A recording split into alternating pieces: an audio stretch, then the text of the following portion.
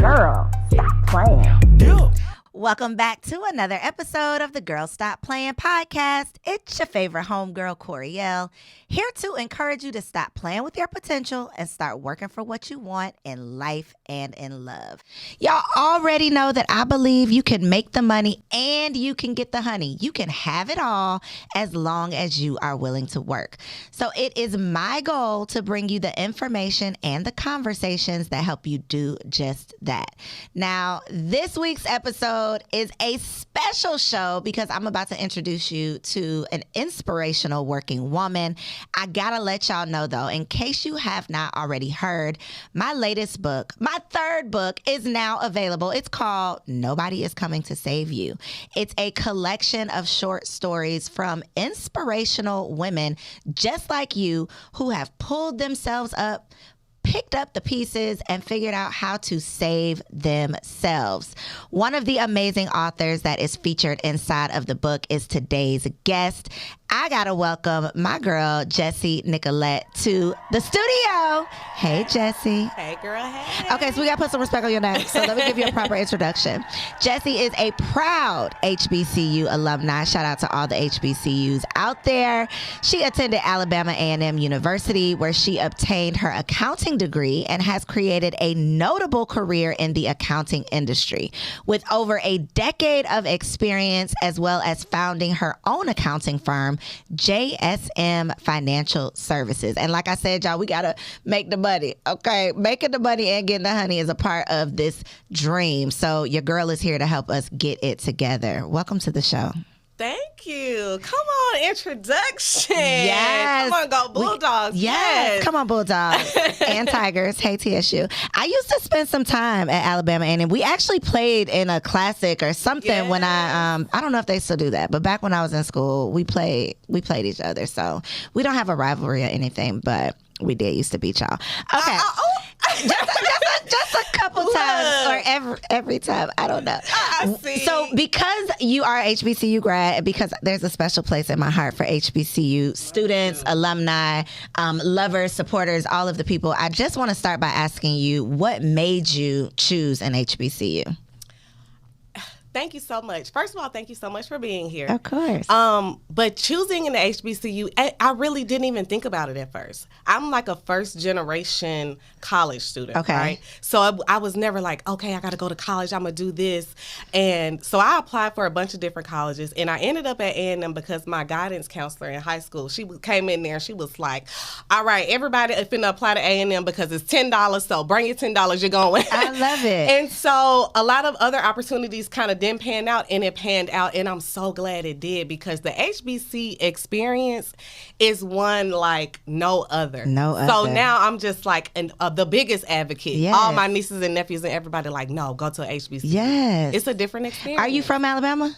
Yes, girl, I'm from Mobile, Alabama. Shut up. Where Mardi Gras originally. You know that my dad is from Mobile, Alabama. You didn't know that. I didn't know let me just let you in on a secret. Yes, my father's from Mobile. He lives there right now currently. My dad's side of my family is in Mobile. It's such a small world. It is. Because you don't meet many people who even have heard of Mobile, Alabama. Mobile. Until Kanye. I think Kanye put y'all on the map with his Kanye's workout song, and one of the girls was from Mobile, Alabama. Okay. And we have a lot of Mob people from City. Mobile. Yes, Mob City. I love it. Yes. Okay, so Alabama A&M in the building. Shout out to the guidance counselor though, because so many of our decisions are based on the opinions of the adults in our lives. And I had someone else on the show that was talking about the fact that they didn't see the value in going to college because nobody around them was stressing the importance or talking about the benefits of actually attending. And a lot of times it does come down to the people you look up to or the people who are around you who can lend their experience or their expertise to kind of steer you in the right direction. And it's obviously the gift that keeps on giving, because now you are sharing that with other people who, may not know how amazing an HBCU experience can be. I definitely also feel like Deion Sanders, hey Deion has definitely like put us on the map. Put us on the map. Yes. Every day I'm like, yes. I love it. And so many opportunities are being opened up for, deserving opportunities that we're very deserving of, but now we finally have the spotlight, to get opportunities and to show up and shine the way we've been doing. Y'all late to the party. The party been lit. Okay. Y'all just a little late to the party, but we're not mad at it. We're not mad at it. I've seen so many celebrities showing up at homecomings, like trying to get the experience in because, now it's a thing. So it's a thing. And it's the best thing that could have ever happened for just Black young people. Yes. Because it's all about the experience. It is. And it's like, no, you have to go to a HBCU. Yes. And and there's no other opportunity for you to get that experience, in my opinion. We live in Atlanta. It's kind of, it's kind of HBCU-ish here at ATL. However. But it's not the same. It's not the same. To be able to see, Black excellence at all levels is just, when else are you going to be able to experience that? So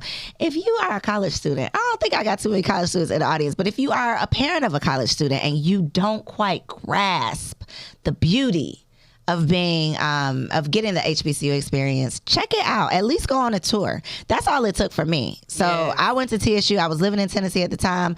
Drumline had just came out. I went and saw TSU and I didn't want to leave. And I just knew, and they gave me a scholarship. Shout out to the coins, because that definitely was a part of the persuasion. But it definitely was like, there's nothing else out here like that. So shout out to that. What made you study accounting though?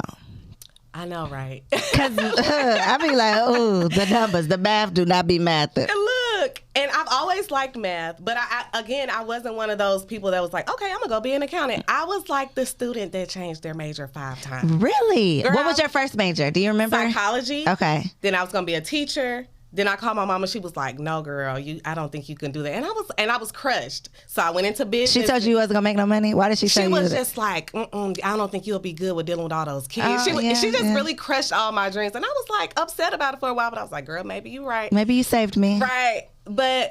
And then I went into business management, then finance, and I took my first accounting one-on-one class when I think I was finally at finance. And I just nerded out. You loved it. Degree at Alabama A&M University. And I just loved it. And I fell in love with it from that first accounting class. And I was like, okay, this is it. This was wow. So one thing that, I went to school to be a teacher and there was no change in my mind. Like I knew what I wanted to do. But looking back, now that I'm an entrepreneur, the people who studied accounting or the people who studied marketing or the people who got their MBA or mass communications, there's so many ways for you to transfer those skills into so many different industries. Like there's so much flexibility when you have that finance foundation or when you have that business foundation. And again, I don't think people were really having those conversations with us about the importance of choosing your major and the opportunities of what you could do based on the major that you choose. Because I got some girlfriends that chose like, I hope they not watching, but they chose like interdisciplinary studies, and it's like, sis, what are you gonna do with that? Like, what are you gonna finish? You're gonna get a degree, but what are you really gonna do with that? But we didn't a lot of times have like that guidance of like what this degree means and what opportunities could come from this degree. So inside this book though, pan in, get it, you got it, close up, nobody's coming to save you. Inside of this book, in your chapter specifically, on page 110. Okay. You said something that I thought was super inspirational and also like a point where a lot of people I think can appreciate, a lot of people might currently be at. You said, I chose to reclaim my sanity by choosing work that didn't stress me out and wasn't so draining. And so I wanted to bring that point out specifically and talk about that a little bit, because a lot of us choose these majors, degrees, professions based on like this dream of like what it's gonna be, and then we graduate and we get into it and we have the title, we've climbed the ladder, like we've done the thing and we're literally at the top of the mountain, and then it's like, this is not what I was expecting it to be like. This is not what I thought it would feel like. It's not as fulfilling as I thought it was going to be. And I think so many people have that experience. So I want you to talk a little bit about what were the details of that experience for you. For me, it was like you said, I got to the top of the mountain. I was making great money. You know, I was at the top of this company, but I was so stressed out and dealing with, I mean, I don't want to put anybody on blast, but kind of like Horrible Bosses. You ever see that movie? It was just like the worst experience. Like, people were going home every day crying. This man was making 70-year-old women, you know, it was just a miserable experience. And I, since I was kind of like basically running everything and serving as a buffer between him and the people, it was just too much. And I'm just like, okay, no, I can't do this, because now it's gotten to where I'm coming home crying and I'm bringing it home. And it's just like, no, I'm not serving my purpose. And I would just always pray like, man, God, use me, you know what I mean? And show me what my purpose really is. And I would be so kind of like, not jealous, but kind of look at other people that's like singers or this, or just know like, this is what I'm supposed to be doing. What they love to do. Yeah, what they love to do. And just like, show me, because I know this is not it, you know? So I was just like, you know, I'm going to reclaim my time. Yes. I got to do what I got to do. Yes, and I think so many people in different scenarios, different situations have that same thought, because at some point, the money isn't enough. Like, I don't care what the paycheck says. If I'm in pain every day, if I'm struggling, if I'm pissed off every single day, if my sanity and mental health is at stake, like, it's just not worth it. And so I know that, you know, we can experience that, but then the people around us sometimes who are only looking at the money, or who are only looking at like the glitz and the glam or the title, or, you know, what they think you have, they sometimes are like, girl, you can figure it out. Yeah, you tripping. Like, you're about to do what? You're about to quit what? You're about to making how much? Right. Like, and you're that's not okay with you. So did you, when you did decide to walk away, number one, what did you decide to walk away to? And then number two, did you have anybody around you, like in your ear, trying to talk you out of it, to tell you, you know, you should just settle basically for what you have because of the money or because of the position? Well, when I left, it was very abrupt. Okay. I had it in my mind, like, okay, I'm going to do this. You know how you kind of set a plan, like, okay, after I have this amount saved, or do this. And I did have a friend, she was like, girl, I don't know, you could just make it work. You know, you run in this office, you could do it from home. But I'm just like, nah, it's not worth it. And one day, literally, he said the wrong thing to me. And it was like, he was never really directly attacking me. Then he kind of attacked me one day, and I was just like, oh. Ooh. Yeah, it was one of those moments like... Okay, and then the mobile came out, and I had to let him know, and I was just like, you know what, I just had to walk away. And I called my husband, and I was like, hey, I quit my job.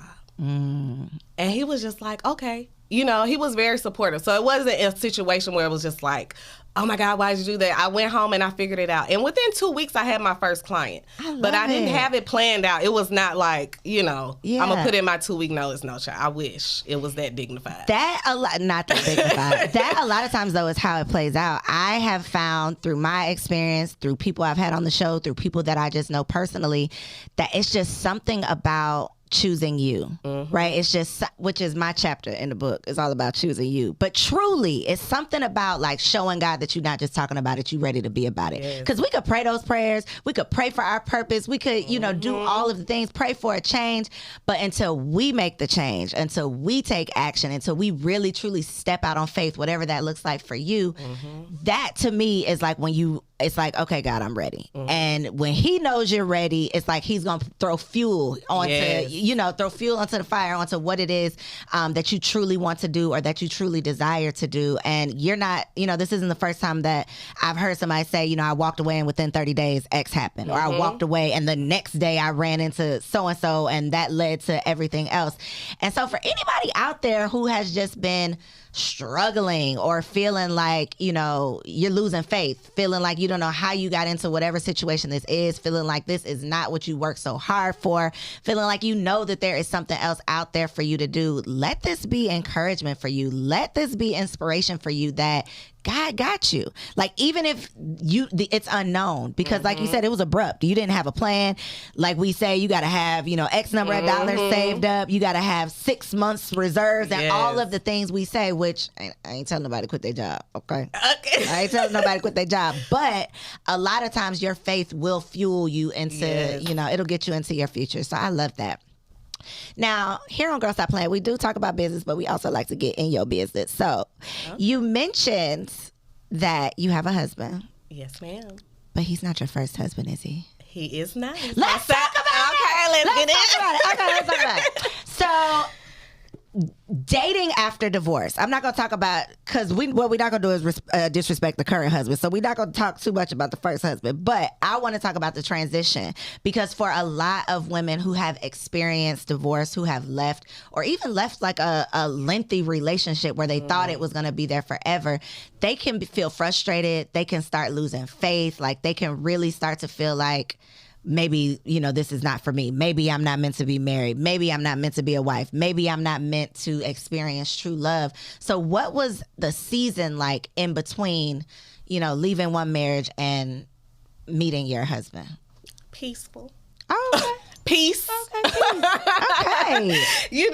When I got out of that first situation, I got married really young.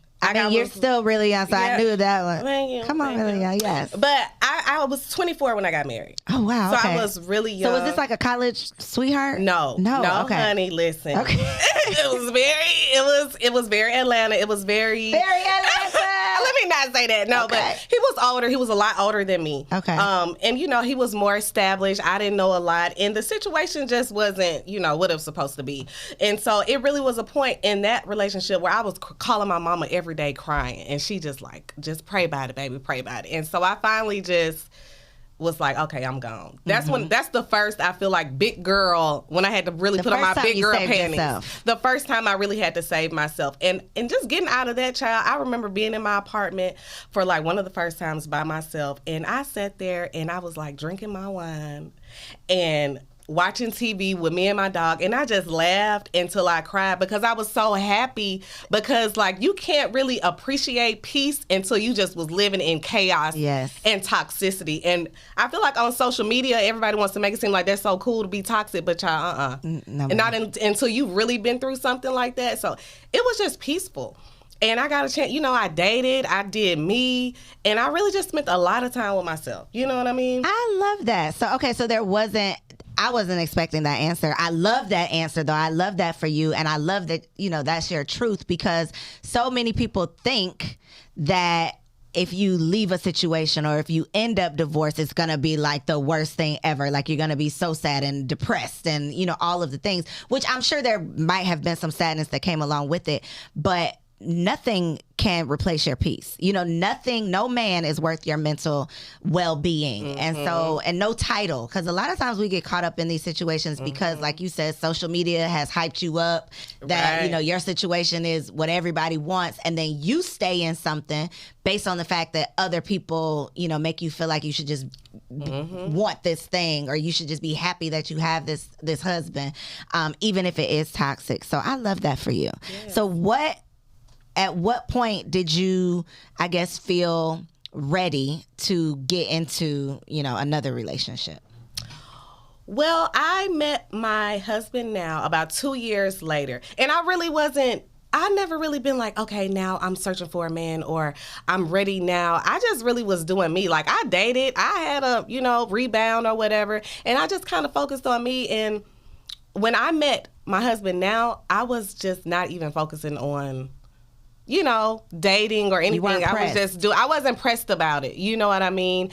And so it kind of just happened. It kind of really just happened. Did you feel like there was like any stigma around being young and divorced? Like, did you ever feel some type of way, or were you really just happy to have released that baggage? Well, before I left, I felt some kind of way, because, before I left, I had a lot of people, even my mom and different people, like, do you really want to leave this situation? You're in a good situation, and you're thinking that, like, I'm going to be young, divorced, you know what I mean? But, like, once I got out of it, I'm like, at the end of the day, people are going to talk about you regardless. Facts. And absolutely nothing and no one can replace your peace. Period. So once I got to a point, I'm just like, I really honestly don't care. And I would have to tell my family and friends, like, listen, I really don't care what your friends and everybody think. Like, this is what it is. I'm happy. Like, get on board with it. Yes, because it takes more courage to leave than to just stay in a situation. Fact. Because everybody's going to say, like you said, they're looking from the outside looking in, like, girl, you got a good life. And I'm like, girl, I'm miserable. You don't even know what's going on. You don't over even here. know. Yeah. You know what I mean? But we do that so often, especially with social media. Like, social media is the gift and the curse, because, you know, you can make so many connections, you can elevate yourself, you can grow a business, all of the things, but you can also get caught up in looking at what you think other people have and then using that as a reflection of what you feel like you lack. And so a lot of times we look at, you know, women who inspire us, who are, you know, bossed up and doing the damn thing. We look at couples who inspire us that look like they're so happy, but you literally do not know what's going on behind the scenes until the divorce announcement comes, and then you like, wait a minute, no, y'all was my goals, and I just thought y'all had it all together. And so, again, that's why you got to be your own goals. That's why you have to be focused on what is for you versus like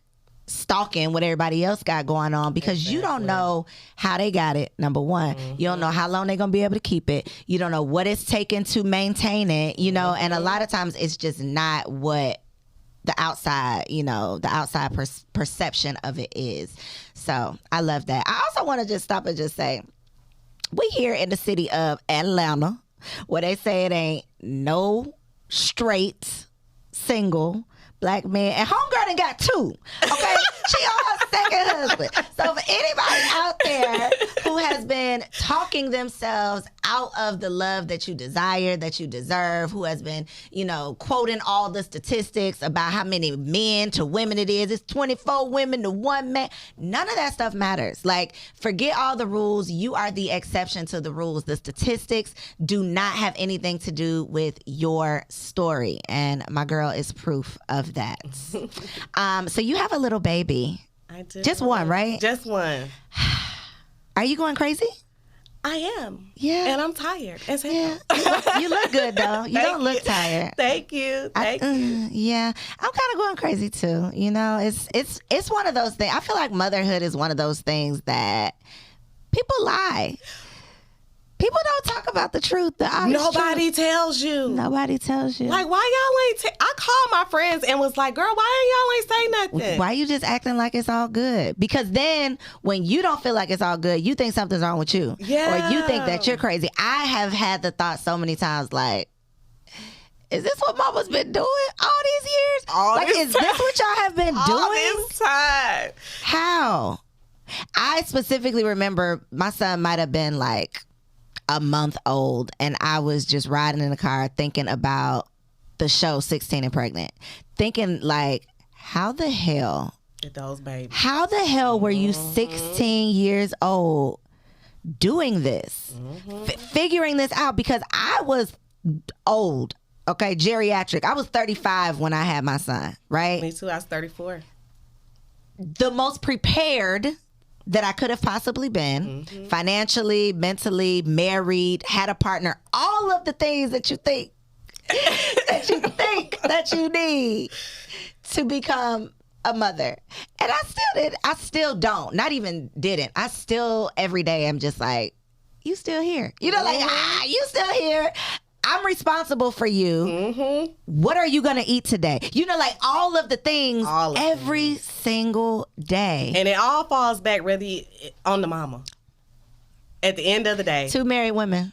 Look. Telling y'all the truth, okay? If ain't nobody else going to tell y'all the truth. Because the girls and some daddies in the room is like rolling their eyes. But listen, y'all cannot argue with us, okay? Because at the end of the day, this is my baby. You know, this is my baby. And there's so many things. And I have an amazing husband. Let me just say that, because he watches every episode. Baby, I love you. But listen, there are just some things that men, I don't want to say can't do, because there are single fathers out there that just got to figure it out. But unless you are literally a single father, there are just some things. There's things that happen every single day that my husband has no idea, like how this is getting done.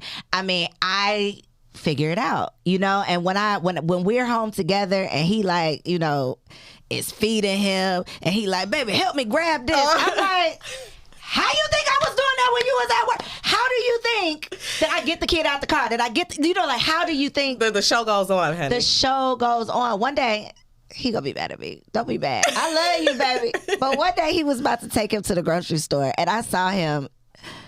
Don't be mad at me, okay? I saw him packing up the stroller, and I'm like, you know, there's grocery carts at the grocery, like you're gonna put the baby in the cart. What are you doing with that stroller? You know, it's just so many things that it's just like you could tell your ass don't be taking this baby nowhere because you're not even prepared. He will rather not go. Like I don't need whatever I needed. I don't need it bad enough to take this child That's how my anywhere. husband is. I'm like, what do you think I do? I take him everywhere. What do you mean? It's like a big thing. Like, oh, well, don't worry about it then. I just won't get it. I'll just figure out another way. And it's just like, pack them up and take them. Like, what is happening? So shout out to all the mothers out there, especially the single mothers. Yes. Because, baby, I had to like strap the car seat in. I don't do that. That's one thing my husband does. He like, whatever you got to do, he does that. And I came out one day and it wasn't done and he was already at work and I almost took him back in the house. I was almost like, you gonna miss school today because I don't do this. And I called him and he was walking me, you know, we on FaceTime, he walking me through what to do. And then after I figured it out, he's like, can you imagine being a single mother? I'm like, hell no. It's a lot. It's a lot. It's a lot. It's a lot, and we ain't got the answer. So I'm not even about to try to give y'all no advice because if you're not a mom yet, though, I'm sorry if I killed your dreams. But I'm not really sorry. They need to know because the girls are not telling them. They're not telling you. Y'all are not being honest. We need a mom support group. We do. It's not. It's just. It is what it is, girl. It's hard. And I was one of those ones where I was like, I'm going to have a doula. I had a doula. I'm going to do natural. I'm going to be in the water. Did you get in the water? Girl, I got on the table and got a C-section, okay? So I still got PTSD. I haven't told my story, but I definitely had a doula. I definitely had a midwife. I definitely had the tub blown up in the room, and I did not get my ass in that tub. I ended up on the table as well. That's a whole other conversation. Again, that requires a support group, a therapist, some wine once I can drink again, like all of the things, because there are so many things that goes into bringing these babies into the world that I feel like nobody talks about.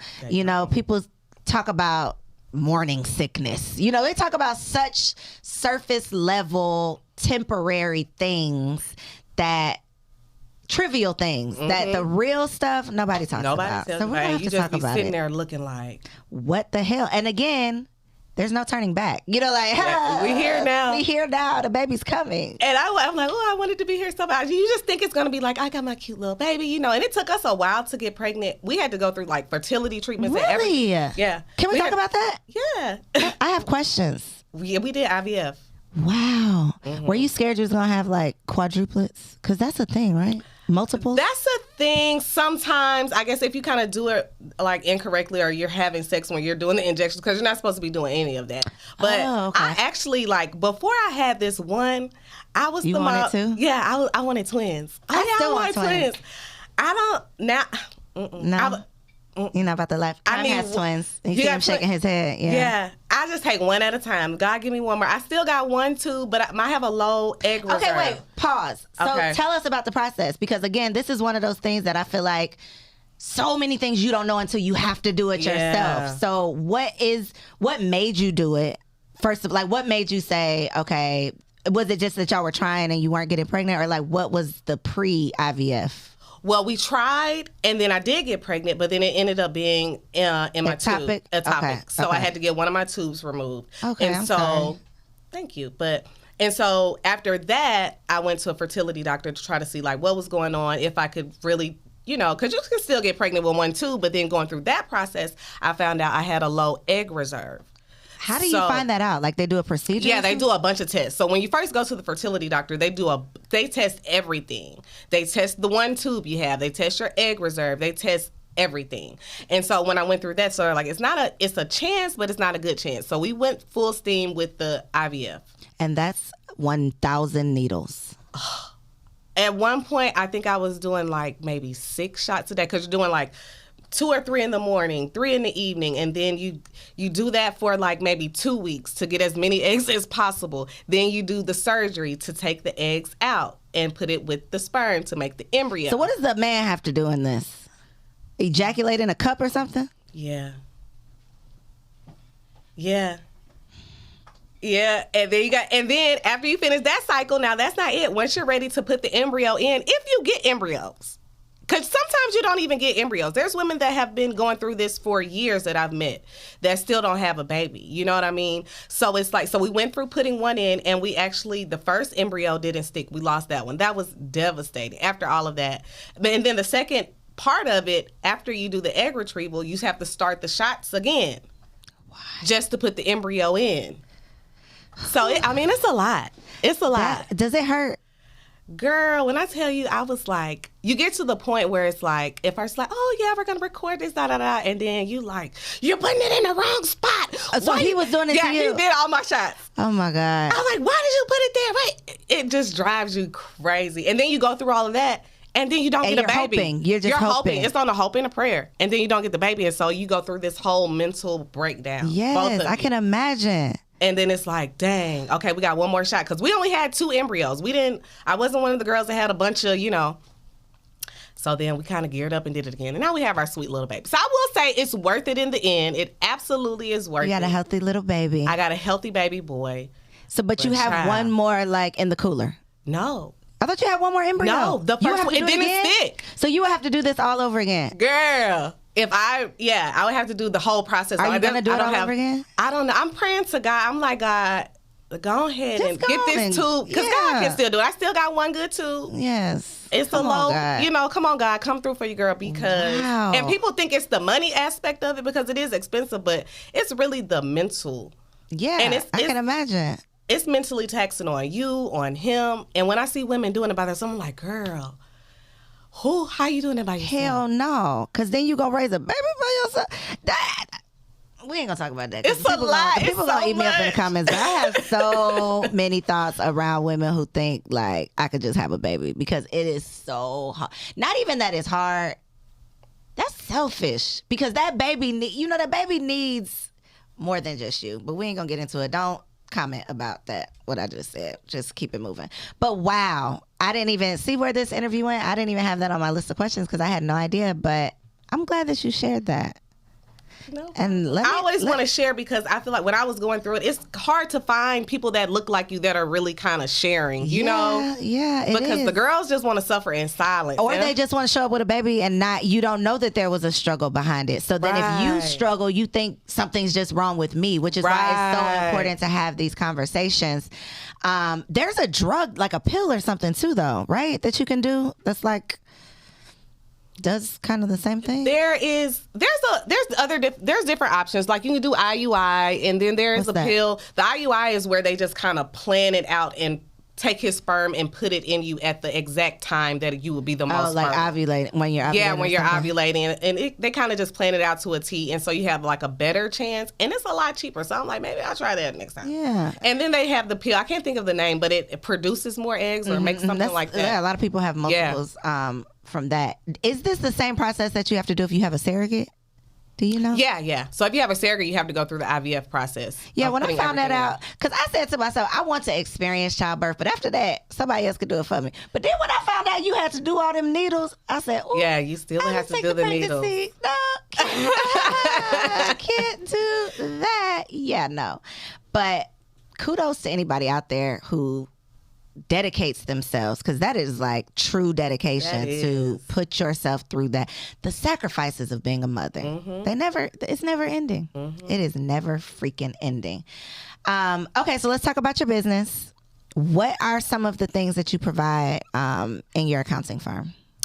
Well, my accounting firm, JSM Financial Services, we offer tax and bookkeeping and accounting services to individuals as well as businesses. And then I also have JSM Business Academy. Okay. And so through the academy, I teach women, mostly Black women, how to start their own tax and bookkeeping businesses from scratch, taking them through the entire process of, starting, setting up, marketing, and just coaching them and empowering them to live the life they want to live. And I'm assuming it's probably like the resource that you wish you would have had, when you walked away and started your firm. Absolutely. Because I learned everything trial and error. And I feel like that's been like the basis of my life, just learning everything trial and error. So I created the blueprint of, just like you said, everything that I wish I had when I first started. Because people, they'll tell you a little bit, then, they won't really. They leave out the real. They leave out the real, or scam you, or because scammers be scamming, and So I was like, let me create a blueprint and really provide value. Yes, I love it, and most successful people are successful because they create the resources that they wish they would have had. The things that you would have needed that you could have benefited from. So, but you got your first client right away. So I'm sure, you were already on top of your game, but so many people out here know what they're doing. They're just doing it for other people. Mm-hmm. So being able to, learn how to strategize and do it for yourself, I think is super important. And people like you who are teaching people and showing people the way, that's the way to do it. So y'all got up in her business, but even more in her chapter inside of this book that's available right now. I'm going to make sure I link it below so you can grab your copy. One of several inspiring stories of Black women who didn't wait on a savior. They figured out how to save themselves. So, Jessi, look right here in this camera and let the people know how they can find you on social media, where they can connect with you online, how they can enroll in your course, and all the good things. You can enroll in my course at jsmbusinessacademy.com. I am on social media on all networks as Jessi Nicolet. That's JESSINICOLET. And connect with me.